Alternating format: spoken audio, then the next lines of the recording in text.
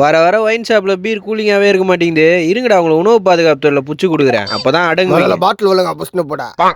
தீபக்கு அப்பா பீர்லாம் கேட்க மாட்டேன் தீபக்கு. கட்டிங்க்கு ஒரு 5 ரூபா குறையுது, ஒரு 5 ரூபா தான் கூட.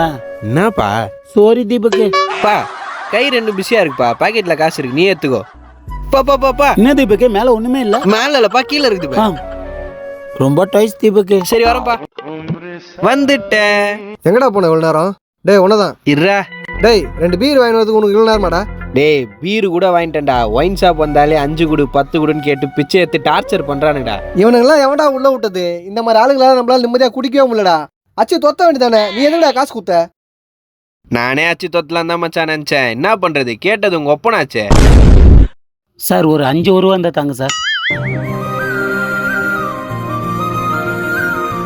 A few moments later. Naina